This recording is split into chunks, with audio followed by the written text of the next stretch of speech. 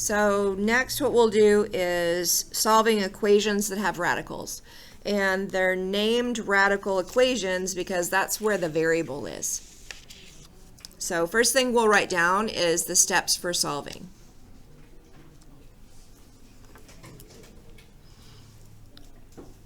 You need to isolate the radical expression.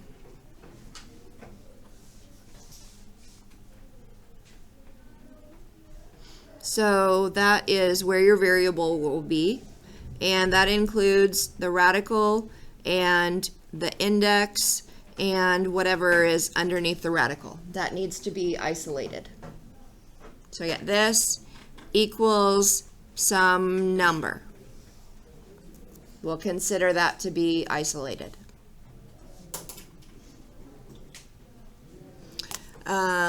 Side note,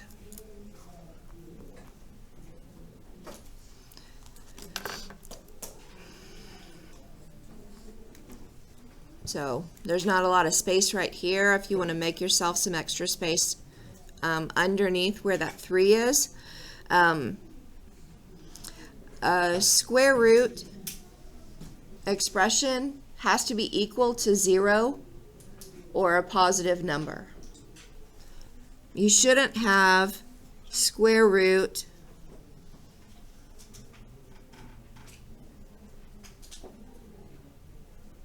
equal to a negative number.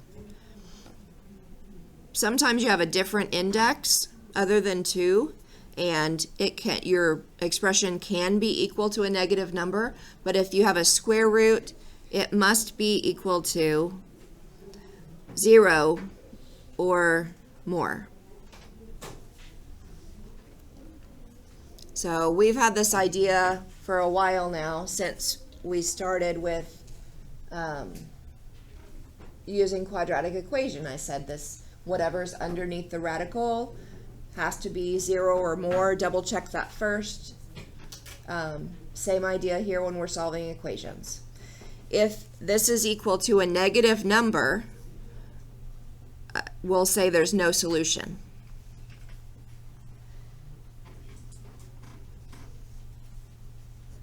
So you isolate the expression that has the radical, and if it's a square root, it must be equal to 0 or more, or we're going to say there's no solution.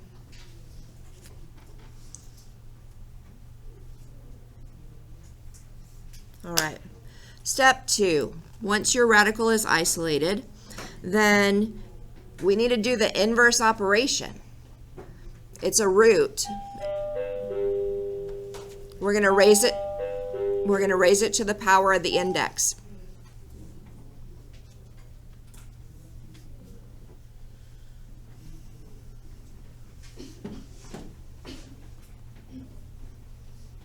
So here I have a radical and whatever is underneath it, and this is equal to some number.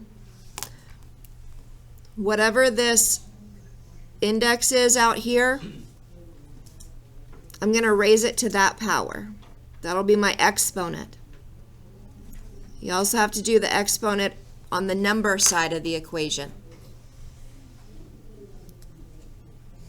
And that will take the radical off. That will be inverse operation of taking a square root or a cube root,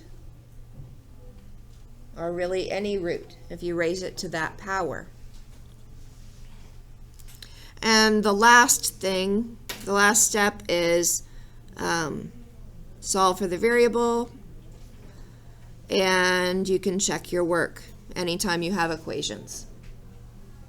You can plug in the answer for the variables, do a substitution, and solve and make sure that the equation is correct.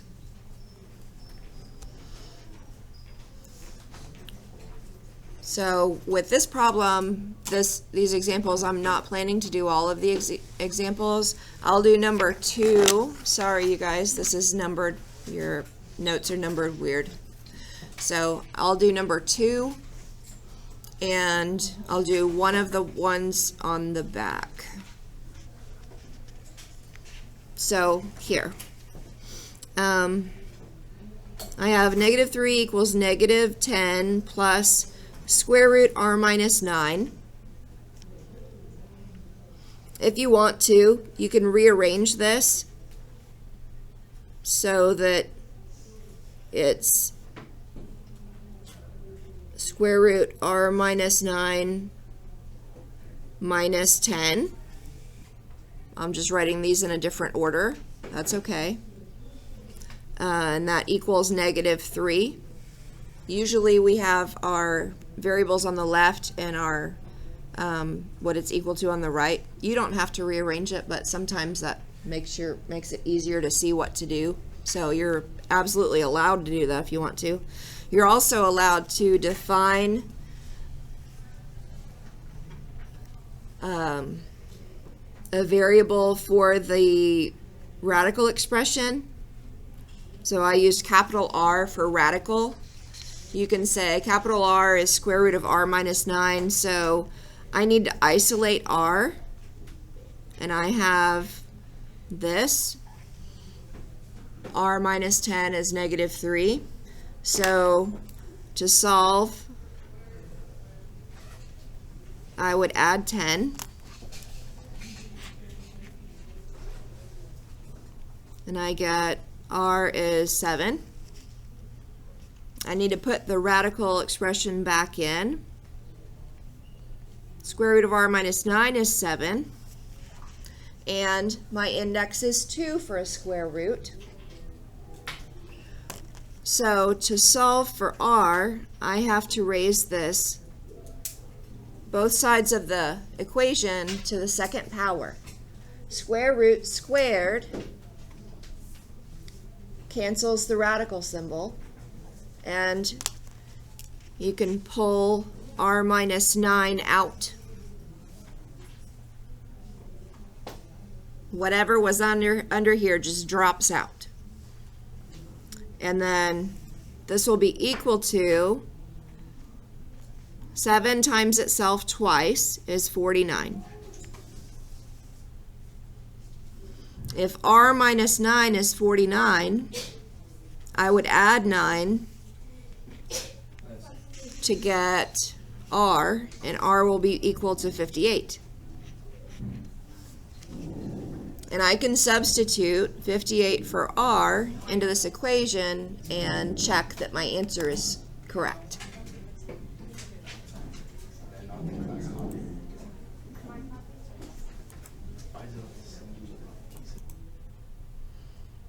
You might wonder what would happen if you had a cube root problem, and it works the same way. The difference is if this were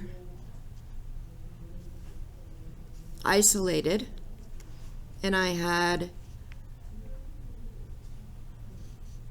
the same expression in the radical, but the index was 3 and this was equal to 7,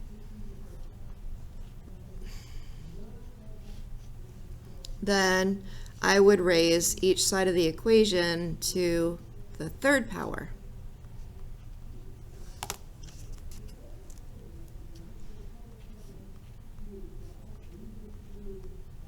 So I still am doing the inverse operation. Cube root and cubic are inverse of each other, so I get r minus 9, and this time I would have 7 times itself 3 times.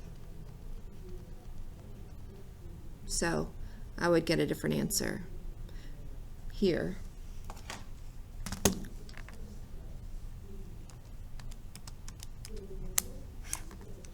It's 343, so then when I add 9, I would get r is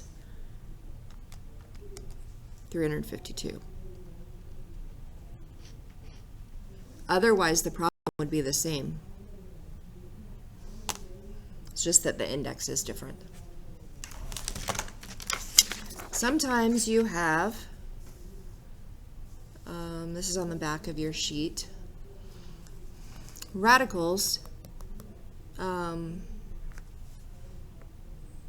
for both of the problems, or for each side of the equation. So we will consider this isolated.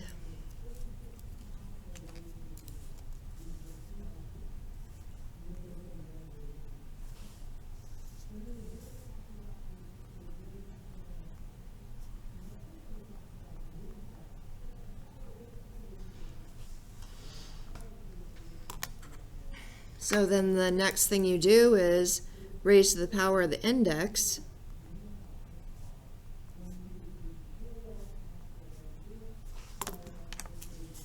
So I'd have square root 2m plus 19 squared equals square root 3m plus 26 squared. And square root squared, that's inverse of each other. So I get 2m plus 19 equals 3m plus 26. And you solve for m.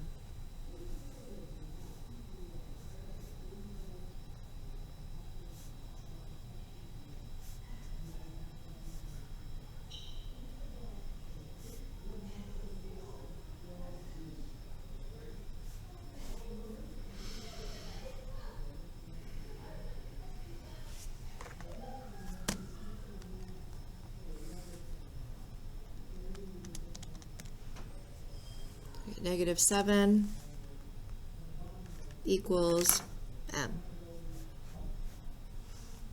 There are a couple of problems on your assignment that also have a coefficient out here, so a number multiplied out front.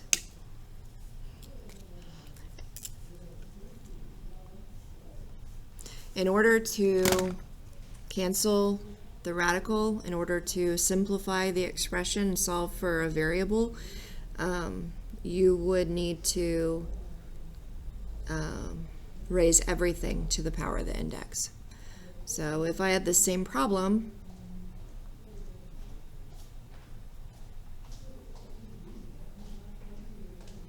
let's make this one with the index of 3.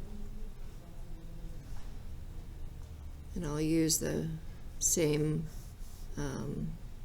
expressions otherwise. What if I put a 2 out front? And I have a cube root of 3m plus 26. Okay, to solve this problem, I raise everything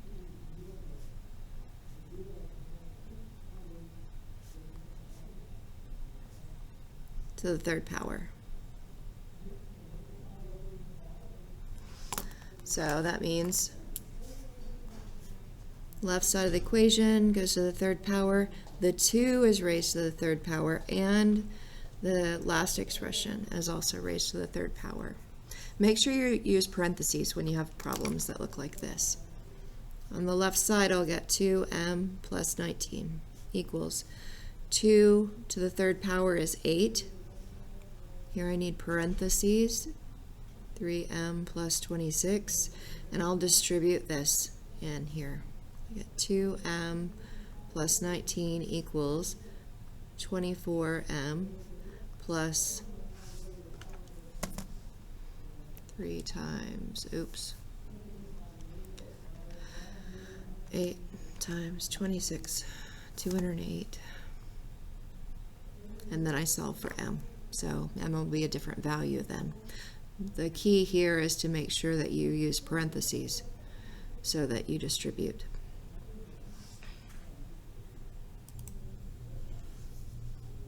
So I finished working that problem out, and I got m is about 8.6. I do have these notes that are completely filled in, posted to Canvas for your reference.